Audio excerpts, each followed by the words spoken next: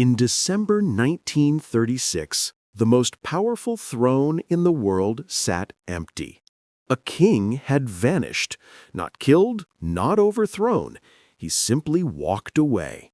For a woman the establishment despised, for a love that would shake an empire to its core. This is the story of Edward VIII, the monarch who traded everything, his crown, his country, his destiny, for the heart of Wallis Simpson, an American divorcée who would become the most controversial woman of the 20th century. Before we dive into this incredible true story, please subscribe and hit that notification bell. This tale of forbidden love will leave you questioning everything you thought you knew about royalty, duty, and the price of following your heart. Drop a comment below. Would you give up everything for love? Now, let's begin. January 1931. Fort Belvedere, England. The Prince of Wales stood at the window of his private residence, a cigarette burning between his fingers, staring out at the manicured gardens that stretched into the winter mist. At 36 years old, Edward, David to his intimate circle, was the most eligible bachelor in the world. Handsome, charismatic, modern in his thinking, he was Britain's golden hope. Newspapers called him the People's Prince. Women swooned. Men envied him. But Edward felt like a bird in a gilded cage. "Another state dinner tonight, sir," his private secretary announced from the doorway. "The German ambassador and—" "I know," Edward cut him off, not turning from the window. His voice carried a weariness that no amount of royal training could hide. "I know my duties." Duties. That word had haunted him since childhood. Duty to the crown, duty to the empire, duty to marry appropriately. Some vapid princess he didn't love, couldn't talk to, wouldn't understand him. His father, King George V, made it abundantly clear. The monarchy was everything. Personal happiness was irrelevant. Edward crushed his cigarette in the crystal ashtray. Personal happiness, he muttered to himself. Did he even know what that meant? Then, in November 1931, everything changed. Lady Furness, his current mistress, invited him to a weekend party at her country estate. "David, darling, you simply must meet my American friend. She's terribly witty. I think you'll find her refreshing." Edward arrived expecting another tedious social gathering. Instead, he found himself face-to-face with Wallis Simpson. She wasn't beautiful in the conventional sense, no porcelain skin or delicate features. Wallis was angular, sharp-featured, with a prominent jaw and piercing eyes that seemed to see right through pretense. But when she spoke, the room shifted. "So, you're the famous Prince of Wales," she said, extending her hand with an amused smile. No curtsy, no nervous stammering. "I've heard you're quite the rebel." Edward blinked. No one spoke to him like this. "And you're the American everyone's talking about. I've heard you're quite direct." "Life's too short for games, Your Highness." Her eyes sparkled with mischief. "Don't you think?" In that moment, something inside Edward's chest cracked open. Here was someone who didn't bow and scrape, someone who challenged him, someone who made him feel alive.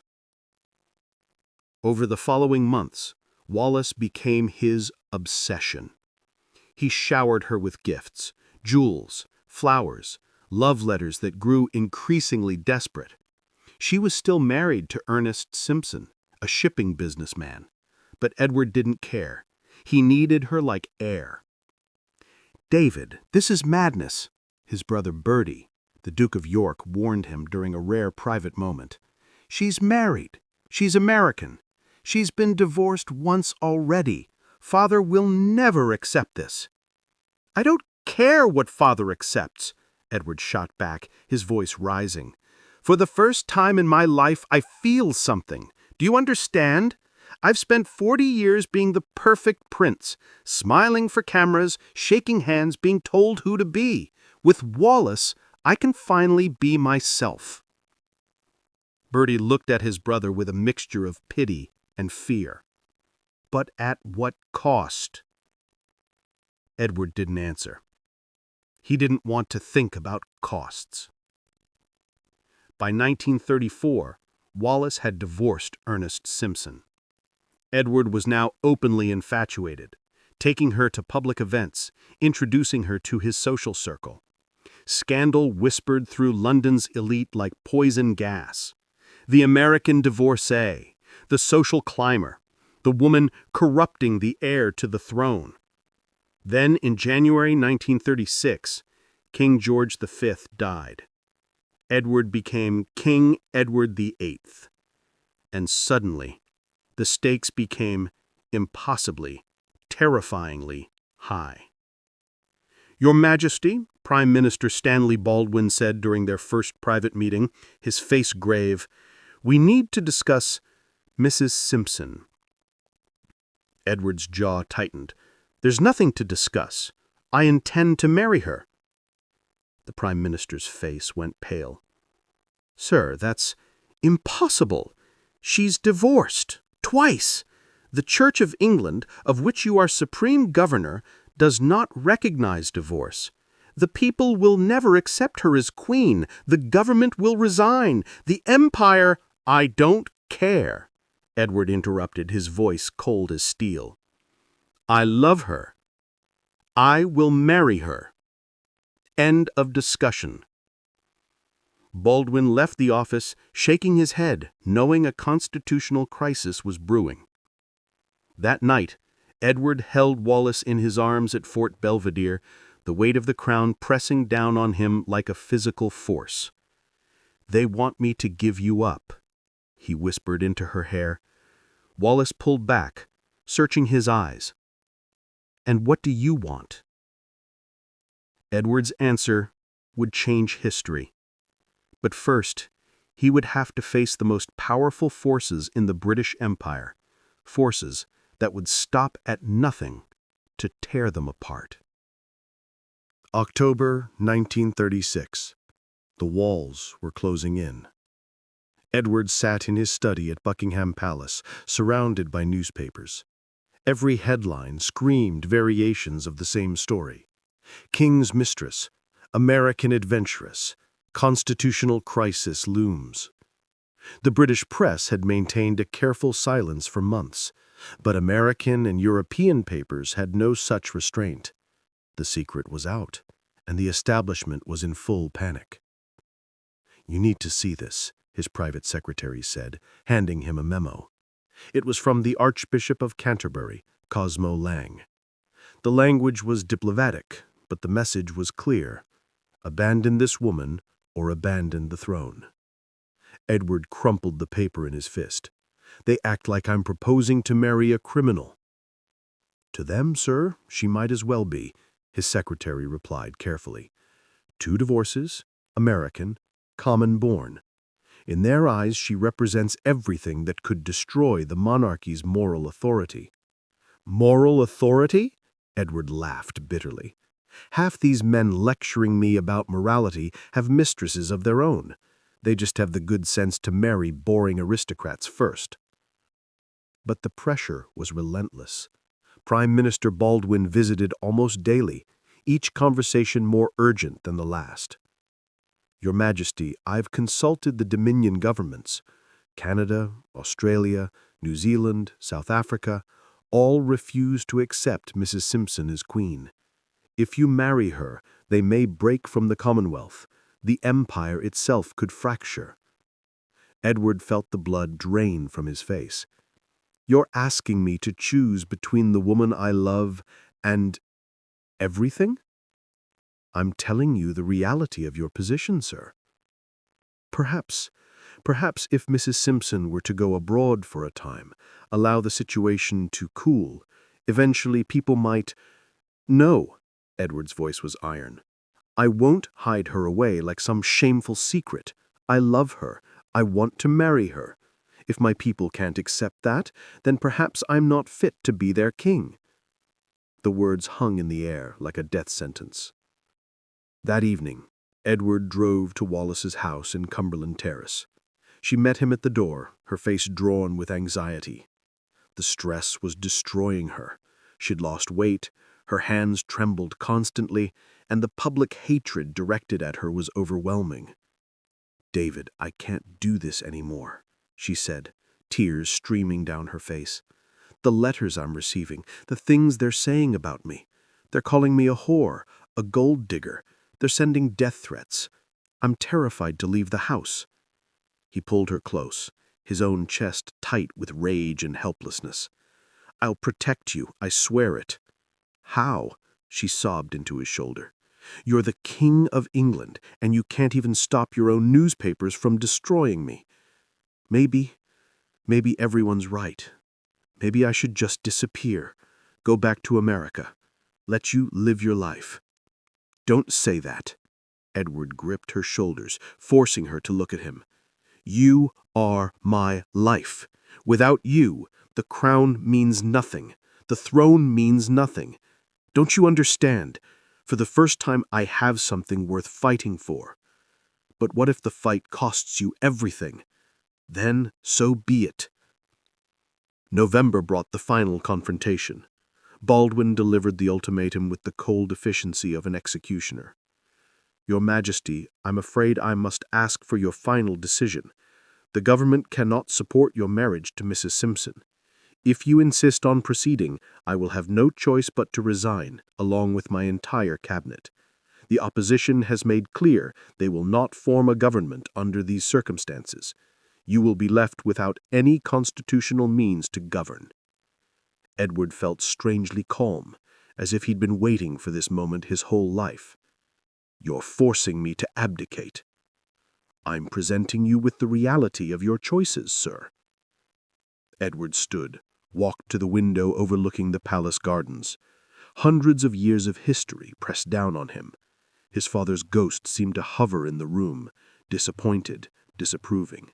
The weight of empire, the burden of duty. Then he thought of Wallis, her laugh, her sharp mind, the way she looked at him not as a king, but as a man, the way she made him feel real. "I'll need time to prepare a statement," Edward said quietly. Baldwin's face showed relief and sorrow in equal measure. "Of course, Your Majesty." On December 10th, 1936, Edward signed the instrument of abdication. With a few strokes of a pen, he ceased to be king.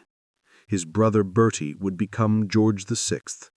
Edward would become the Duke of Windsor, a title without power, a king without a kingdom. That night, he prepared to address the nation via radio. The first time in British history, a monarch would speak directly to his subjects about abandoning the throne. Wallis was in France, having fled the country to escape the media circus. As Edward adjusted his tie before the microphone, his hands shook. "What will you say?" his aide asked. Edward looked at the prepared speech, then crumpled it.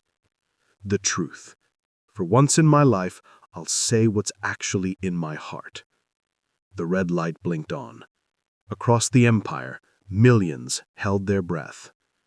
The words Edward spoke that night would echo through history, but they came at a price neither he nor Wallis could yet imagine.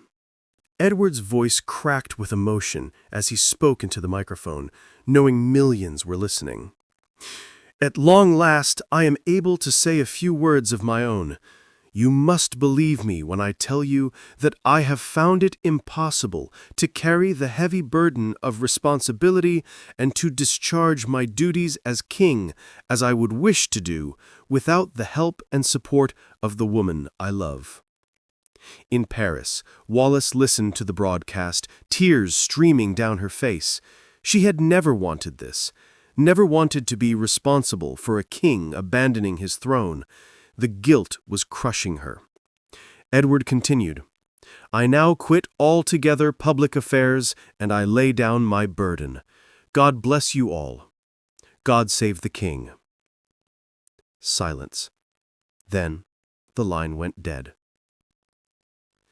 Edward sat in the empty room, no longer a king, no longer even fully British in the eyes of his countrymen, just a man who had chosen love over duty. Within hours, he was gone, exiled to Austria while waiting for Wallis's divorce to be finalized. 6 months, that's how long English law required before she could remarry. 6 months of purgatory.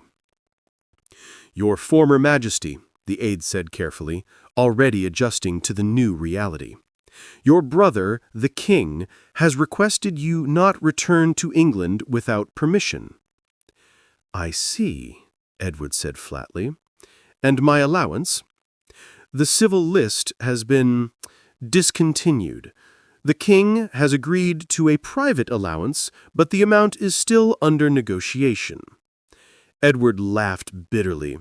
"So I'm to be a pensioner, dependent on my younger brother's charity." The aide said nothing. There was nothing to say. Those 6 months were torture. Edward lived in a borrowed castle in Austria, counting days, writing desperate letters to Wallis, trying to comprehend what he'd done.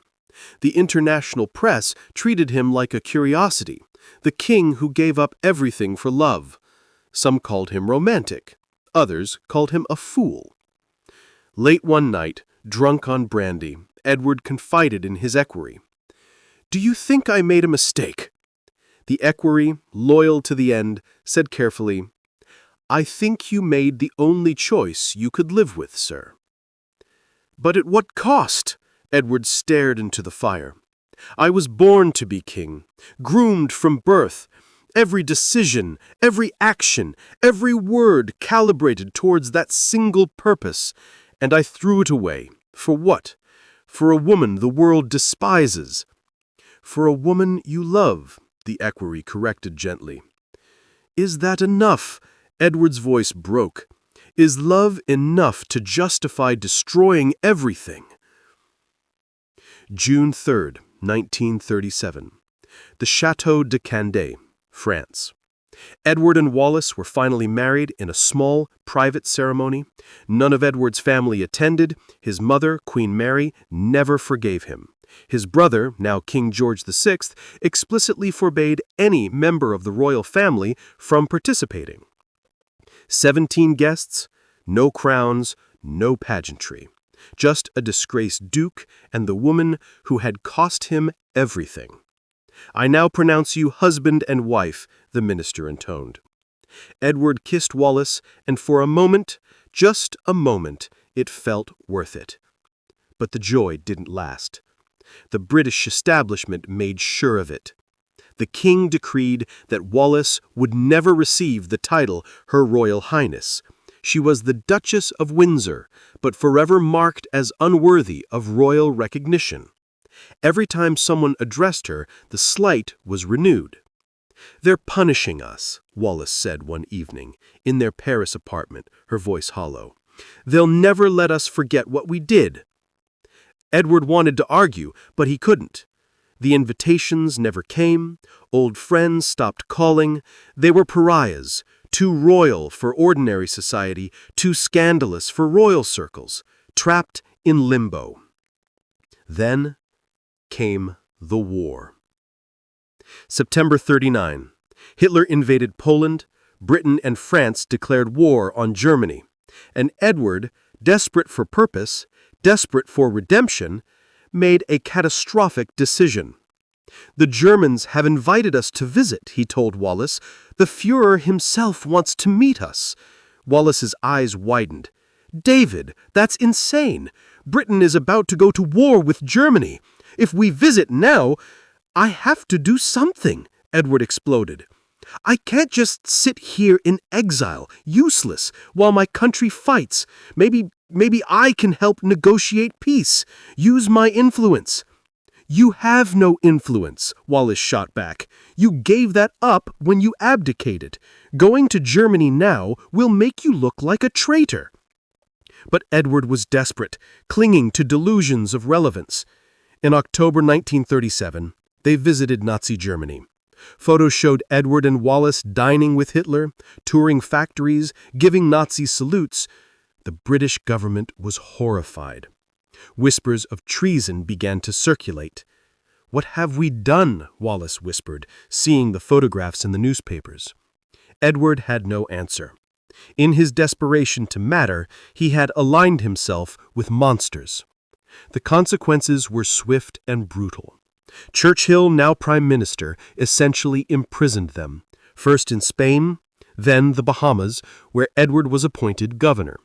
A gilded cage on a tropical island, far from the war, far from Europe, far from anything that mattered. "This is my punishment," Edward told Wallis one humid night, drunk and melancholy. "This is what I deserve." Wallis, for once, had no sharp retort. She simply held his hand, two exiles clinging to each other in the darkness. The war ended. Europe lay in ruins. The British monarchy, led by Edward's brother George VI and his young daughter Elizabeth, had emerged as symbols of resilience and courage.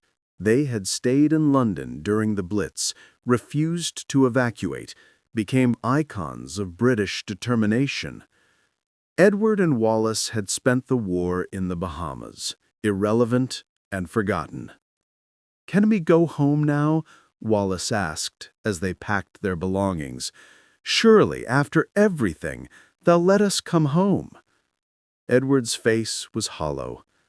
"England will never be home again." He was right. The post-war years brought no reconciliation. Edward begged for a role, any role, ambassador, envoy, anything to restore his dignity. Each request was politely, firmly denied. They settled in Paris, in a mansion provided by wealthy supporters. Wallis became a fashion icon, hosting elaborate parties, trying to create the glamorous life they'd been promised. But beneath the champagne and designer gowns, the reality was stark. They were expensive ornaments, living off charity and the grudging allowance from Edward's family. "Do you ever regret it?" Wallis asked one night after another party filled with people neither of them liked. Edward looked at her, older now, harder, the sharp wit dulled by years of exile and humiliation. Did he regret it? "If I said yes," he replied slowly, "it would mean admitting I destroyed my life for nothing. So no, I don't regret it." But his eyes told a different story. The 1950s and 60s brought slow, painful reconciliation. Edward's niece, now Queen Elizabeth II, occasionally allowed visits, always brief, always formal, always with restrictions. Wallis was never fully accepted. At family gatherings, she remained the outsider, the woman who had nearly destroyed the monarchy. "They'll never forgive me," Wallis said after one particularly cold royal reception. "I'm the villain in their story, forever." Edward took her hand, feeling the weight of all their years together. "Then we'll write our own story." They published memoirs, gave interviews. Edward portrayed himself as a romantic hero, a man who chose love over duty. Wallis was more pragmatic and private. "We made the best of an impossible situation," she told a close friend. "But don't ask me if it was worth it. I don't know anymore." Edward fell ill. Cancer, the doctors said. Terminal.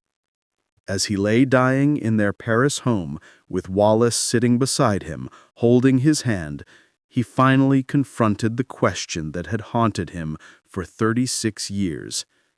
"Was I wrong?" he whispered. "Should I have stayed?" Wallis's eyes filled with tears. For all her sharpness, all her wit, she had no answer, because the truth was complicated, messier than romance, darker than duty. "You did what you thought was right," she said finally. "You followed your heart. Not many people can say that. But at what cost?" Wallis kissed his forehead. "The cost we chose to pay." Edward died on May 28, 1972, at age 77. His funeral was attended by the royal family, the first time in decades they'd acknowledged him publicly. Wallis, now elderly and frail, watched from a wheelchair as they buried the man who had given up a kingdom for her. She lived 14 more years, increasingly isolated and ill. When she died in 1986, the Duchess of Windsor left behind a complicated legacy. Was she a gold digger who destroyed a king, or a woman who genuinely loved a man trapped by circumstance? The truth, as always, was somewhere in the middle. The final truth. Edward VIII and Wallis Simpson's story isn't a simple romance. It's a tragedy disguised as a love story. Or perhaps a love story disguised as a tragedy. Edward gave up the most powerful throne in the world. But did he do it for Wallis or to escape a life he never wanted? Was it love, or was it the ultimate act of rebellion against a suffocating system? Wallis claimed she never wanted to be queen, never wanted the responsibility, but she never walked away either. She stayed, accepting the jewels and the status, even as she complained about the cost. Perhaps that's the real lesson. Love isn't always enough. Romance doesn't conquer all. Sometimes, following your heart leads not to happiness, but to a different kind of prison, one you built yourself. Edward and Wallis lived 35 years together after the abdication. Were they happy? By some accounts, yes, genuinely devoted, truly in love. By others, no. Trapped in a relationship that had cost too much to abandon, clinging to each other because they had nothing else. In the end, they were two people who chose each other over everything else. Whether that was noble or foolish, romantic or selfish, depends on who's telling the story. But one thing is certain. Edward VIII remains the only British monarch in history to voluntarily give up the throne. And Wallis Simpson remains the woman who changed the course of an empire. Their love story rewrote the rules of royalty, proving that even kings are just men, capable of both extraordinary sacrifice and devastating mistakes. What do you think? Was Edward's choice an act of true love or ultimate selfishness? Drop your thoughts in the comments below, and don't forget to subscribe for more incredible true stories of love, power, and the human heart. Thanks for watching, and I'll see you in the next one.